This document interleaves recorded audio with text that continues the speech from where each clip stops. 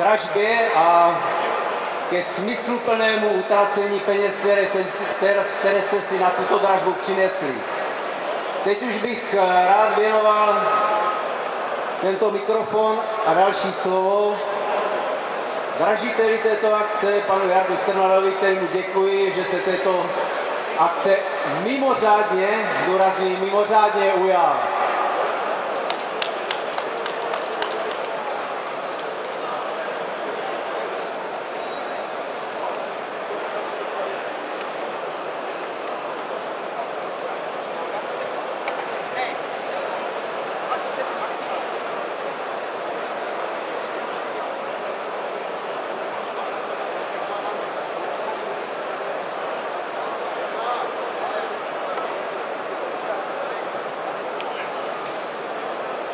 OK. Takže vážení sportovní přátelé, dovolím si vás srdečně pozdravit na charitativní dražbě poštovních holubů od několika vybraných chovatelů zvučných jmen z České republiky, Belgie a Německa, která se koná při příležitosti 4. evropské výstavy zde v krásném pavilonu výstaviště Brně. Přestože již několik let dražby veřejně nedělám, byl jsem osloven samotným prezidentem svazu, inženýrem Novotným, abych se této akce přímou licitací mimořádně a nezištně ujal, a tak jsem neměl sílu mu odmítnout. Výtěžek z této akce totiž bude věnován nadační společnosti Altego zde v Brně. Jejíž hlavním posláním, jak už řekla ředitelka nadace, je především pomoc dětem z dětských domovů při rozvoji její osobnosti, sociálních dovedností a podobně. A nyní k samotné licitaci. Po krátkém představení dražení holubů a vyhlášení základní vyvolávací ceny, což bude 1000 korun českých, budeme přihazovat po 100 korunách českých. Pořadí se nám prezentuje Marek Petr, což je několikanásobný mistr oblasti Trutnov, druhý generální mistr České republiky 2010, který nám tady do dražby předložil holubě 957, linie Jansen Mudemans Challenge, otec 3x první cena Sokolov, super závodník a tak dál, matka Šelenská Jansen. Základní vyvolávací cena je u tohoto holuba 1000 korun, z otcovy strany zde vidím výborného holuba 5313 Ludvíka Grezdeša, což je mimořádně špičkový chovatel oblasti Komárno. A taky jsou tady moje holuby ze známého jansenského páru 299x634 Karla Mulemance. Nyní bych vám představil tohoto holuba, je to kapratý špic, základní vyvolávací cena pro tohoto Petra Marka 1000 korun. Kdo má zájem o tohoto holuba? Na dražbu. Petr Marek, oblastní zúžení Trutnov, 1000 jsem viděl. 1000 korun poprvé, 1000 korun po druhé, kdo se přidá?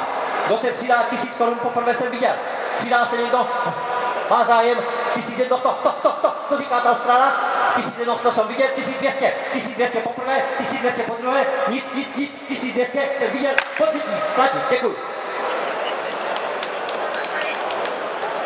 Jsou tady olympionici Štefana Šutého, z matčiny strany nakrevněný super chovný Vanderberg a tak dál. Holubě 311, tady to modré pruhové, je vám nabízeno za 1000 korun.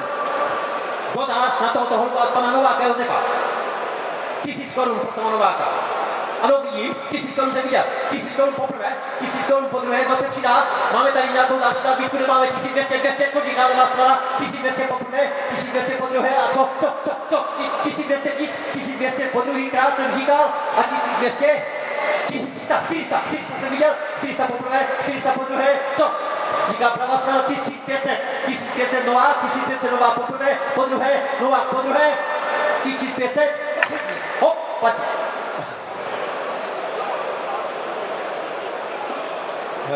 Natural Granem San Antonius, jak víte, je to chovná stanice Natural v Belgii, jsou to holuby de Schleiermacher. Tyto holuby měly světový zvuk a mají dodnes. Chovná stanice tak říká 20 000 holubů a úspěšně se reprezentují přes inženýra Matušku i u nás. Jsou to holuby přímo od Noel de Schleiermacher, který byl 100% dešame, který zmačil z hospodové strany. Základní vyvolávací cena tohoto Schleiiermachera, který se nás bojí, který je teda jako Koleci nervózní. Já nejsem nervózní, 1000 korun. 1000 korun dával na tohoto Šemaka. Do náhodou není 1000 korun, co viděl? 1100, 100, 200, 300. 300 po prvé, 1300 po druhé a 1300, 1300 jsem viděl. Přidá se někdo, nepřidává. Už je to tady 1300 korun. Hop, hop. Po třetí. Kvátá, po třetí, hop, hop.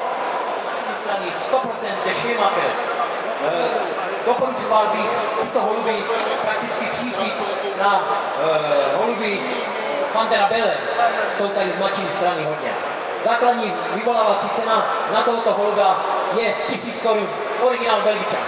1000 korun. Kdo má zájem o toho holuba z naturalu? Víte, že ji hodně importuje Matuška, pak je na výzvih pro vás. Takže tady máte přímé volbě za 1000 korun natural Šemaker. Šemaker jsem viděl, 1000 korun. 1000 korun poprvé, 1000 korun po druhé, přidá se někdo, 1100, co říká levá strana, 1100, pekárek, 1100 po druhé a 1100, přidá se někdo, nepřidává, takže hop, 200, co říká pekárek, 1300, 1300 jsem viděl, 1300 po druhé a 1300, levá strana, nic, pekárek po třetí, 1300. Je to syn 141, mimo jiné. A jeho základní holub je to Teo. Původem jsou to holuby všechno z Magic Star, Viking, to jsou známý holuby, holubaři v Německu, manžel a manželka. A z mladší strany je to Gabi van der Belle, originál Ken Widenhout, to je známý holandský chovatel a tak dále. Takže Jansen Mullemans, Gabi van der Belle a Wiesmann, to jsou holuby Viking. Schlagemannschaft Steffel z Německa, 1000 korun na tohoto Štefla. Kdo má zájem na tohoto holuba za 1000 korun. 1000 korun, tam se po druhé. Vidím, ano, 1000 korun poprvé, 1000 korun po druhé. Přidá se někdo? Nikdo? Vidím, ano, 1100, holíč, 1200. 1200 po druhé. 1300, 1400, 1400, po druhé, co říká 60, 1400 jsem říkal, 1400 po druhé a 1400, nikdo se nepřidá, říkám to naposled, ne, tak je to 1400 po třetí. Chovatel, byl jsem u něho na holubníku, řeknu vám, že tak špičkový materiál a holubníky na úrovni, to je opravdu špica bavorská, Hans Hirn. Myslím si, že stojí za vaši pozornost se věnovat tomuto holouběti, originál německý holub z Bavorska, Hanse Hirna. A osobně si myslím, že za 1000 korun je to fakt zadarmo. Ano, takže Hans Hirn vám předvádí toho holuba, který pochází z jeho holubu André Rodhoff, den 31 z otcovy strany, z matčiny strany jsou to samý kopmani, od Berta Háze jsou tady holuby a samozřejmě dlouholetý chov Hanse Hirna. Hans Hirn si zaslouží vaši pozornost za 1000 korun, tento originál špic. 1000 korun na toho Hirna. Kdo má zájem? Vidím. 1000 korun. Po druhé, 200 jsem viděl, 1200 poprvé, 1200 po druhé, přidá se někdo? Ano, za rohem, vidíte, já říkám, kurník, pojďte přede mě, ne, oni si stupnou za roh. 1300, ano, 1300 jsem viděl, co, 400, 500, 600, 1600 poprvé, 1600 po druhé, 1700, 700, 800, 900, 2000. 2000 jsem viděl, 21, 23, 2300 jsem viděl, 2400 po druhé a pravá strana 2500, to je 100 euro, 2500 poprvé, 2500 po druhé a 2500 po třetí, super. Určitě to zmáhá, musím se přiznat. Dřív to bylo lepší. První generální mistr České republiky 2010, 2012 a 2013. Luboš Kubáček, jeho úspěchy tu nebudu v žádném případě nějak vypočítávat, protože momentálně je to nejúspěšnější chovatel České republiky za poslední, dejme tomu 3-4 roky. Jeho úspěchy jsou fenomenální a to už ať v Číně, anebo i na našem poli, evropském poli. Jeho holuby lítají opravdu na všech frontách. Z otcovy strany je to Portugal, který má portugalské číslo otec. A z matčiny strany je to dcera Křečka. Takže prosím vás, je tam taky samozřejmě Tony Hurtík, jeho základní holub, chovný 52 a tak dál. Většina z vás už si proštudovala ten rodokmen tam v Klecích. A já samozřejmě ty holuby znám, jak Křečka, sestra Super 440 a podobně.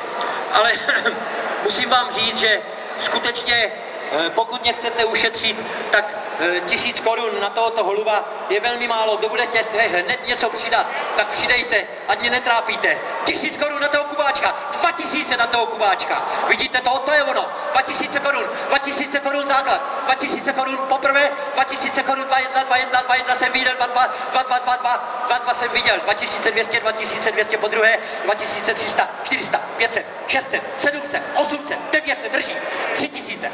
3000 poprvé, 3000 po druhé, 3000 po druhé jsem říkal a 3000 co? 3100, 100, 200, 3200, 3200 po druhé a 3200, 200, 300, 3400, 3400 poprvé, 3400 po druhé, 3500, 3600, 3700, 3800, 3900, 4000, 5000, 5000 tu máme poslední nabídku, hop, 5100, 200 jsem viděl, 5200 poprvé, 5300, 5300 po druhé a 5300 po druhé, 5400, 5500, 5600, 5700, 5800, 5800, poslední nabídka 900. Půjdeme na 6000. 6000. Horná a dolná Súča. 6000 poprvé, 6000 po druhé, 6100. Co říkají Súčani? 6100, 6200, 6300, 6300 po druhé, pleskáme, je to finále.